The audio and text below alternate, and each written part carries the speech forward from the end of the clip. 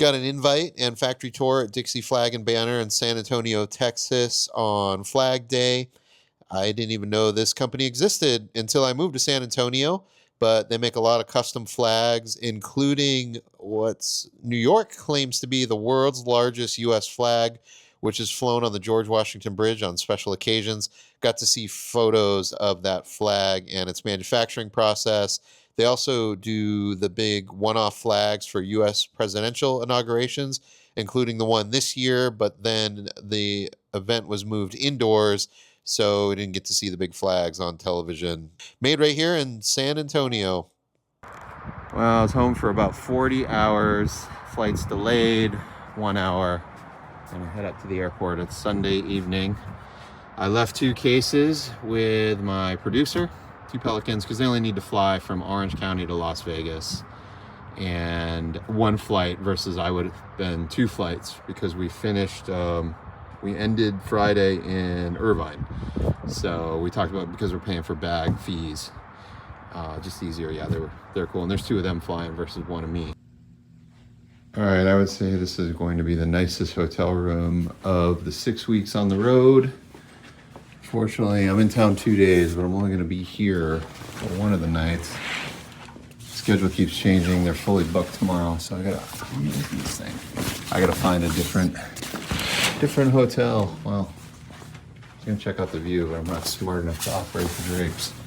I'll be back here in September, I think, for the show next door at the Cosmopolitan.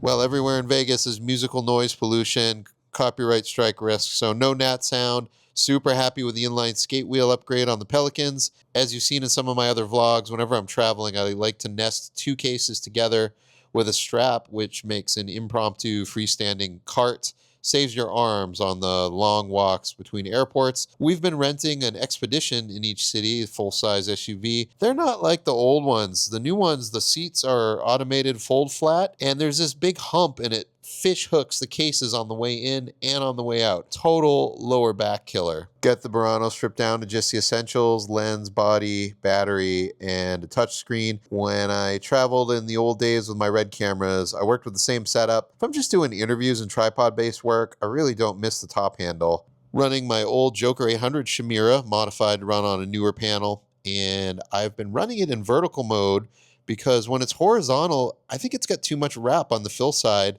This flag is serving dual purpose, cutting the overhead lighting and providing negative fill. One thing I try to stress with new crew people on shoots, and I've been trying to train my son on, is to always line up your cases along walls. Don't put them on countertops or furniture. And then when the shoot starts, close the lids, tidy things up. I made the mistake here. I didn't realize I didn't close my roll-on bag. I got my toiletries out there exposed to the world. This show threw me a little out of sequence when I deleted the personal luggage. One change we made this year is I build the interview cam and the B-roll gimbal before the interview starts so we can roll right into B-roll with the interview. New this year, I've been able to wrap out the interview area before we go into B-roll because we tend to wander around these large campuses, or in this case on a hotel property, and I don't like leaving my gear out exposed. I'd rather case it all up, and I can pack this out in less than 10 minutes now. And that 10-minute pack up is saving us 20 to 30 minutes last year, where I'd go back to the interview room and wrap out after completing B-roll. We had a 1-day gap before our next interview in the next state, and the way all the flights and connections worked, it didn't make sense for me to go back to San Antonio. I only would have been home for like 8 to 10 hours. So I spent an extra day at a hotel right by the Vegas airport and took the free shuttle with the broken air conditioning to get to the airport early for a flight that was delayed 3 hours. Frustrating flight delays today. It's, it's no new day. It's about 1 a.m. and we're going to be outside at 7 a.m. So yeah, what is that? 6 hours I get to rest. Welcome to a thundery Milwaukee. All right, a little rainy here today. I didn't bring a raincoat. Working up the courage to make the walk to the door, which I know is going to be locked. Best available option in this building was this large break area. It did have a bunch of people in there eating and chatting, but we were able to push people away from the surrounding tables to the interview area. Best looking angle was putting the chair right up against the window. And I was thinking, since it was overcast and rainy, I could use the window light as my key and try to light this interview to match my other interviews, only using flags and subtraction. Learning from mistakes, and I got blindsided again with a new error, common repeatable error, but it changed something in my routine. As I noted last week, got a little overconfident with my scene and built the lights and placed stands before I placed the camera and chair and had someone sit in to line up the shot. And then that turned into a bunch of what became really obvious in the time lapse, additional trips back and forth and shuffling stands around as I tweaked the chair position and the camera position. So learning from that, I landed the camera first this time. And in doing so, my client was not available. They're in another room prepping with talent. So I had to be my own sit-in, and I took the camera out of autofocus so it would hold focus position on the chair as I set all my flags. This gentleman came over and said, "Hey, wow, this is super professional." And I laughed and said, "Yeah, for a long time I thought I was, and now I get humbled every day." And he laughed. He's like, "Yeah, same for me." He's like, "I'm getting ready to retire. Been with the same company for over 30 years. And we were talking about like all the memes and the Dunning-Kruger effect, which I think is totally relevant to what I do. So just the Google definition here: a cognitive bias where people with a low ability in a specific area tend to overestimate their competence, while those with a high ability tend to underestimate it.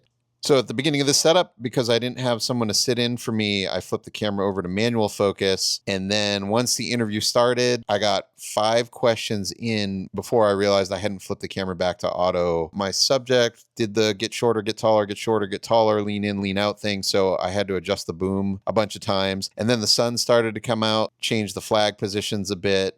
And I did set the LED just in case I needed a little eye fill to supplement. So at the very end, I had us redo the first 5 questions. Fortunately, the first 3 are like really fast. It was like name, title, business unit. Back at the hotel, I reviewed the footage on the MacBook, and yeah, the first few questions are a touch soft, but at 1:1, it looks fine. It would have been usable in the edit. Regardless, I'm glad I caught it, but with these small micro one-person crew shoots, one change in the routine and mistakes happen.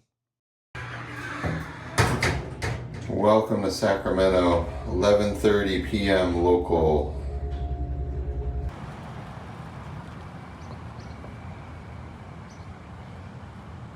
Oh, big boy.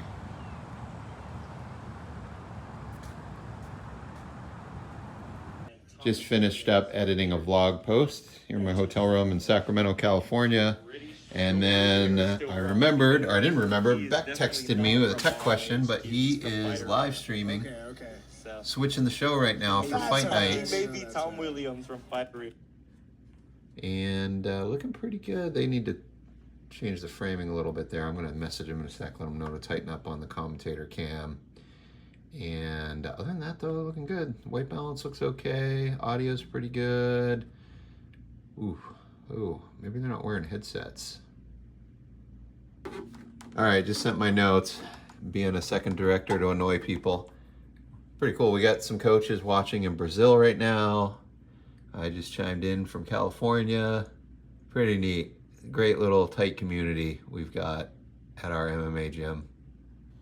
Sacramento location is a telecommunications facility, bunkered facility, no windows, steel doors, totally nondescript from the outside, and also nothing really interesting visually for an interview on the inside. Got kind of the switching and routing rooms and data center area with the big cabinets, but that's all super noisy and prohibitive, and also a lot of sensitive gear in there I can't necessarily show on camera.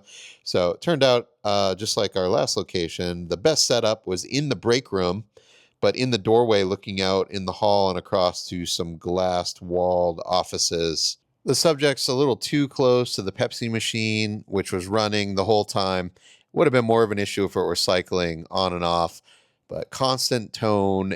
I get away with so much with that cardioid microphone, provided it's right on the edge of frame up top, as close as I can get it to the subject.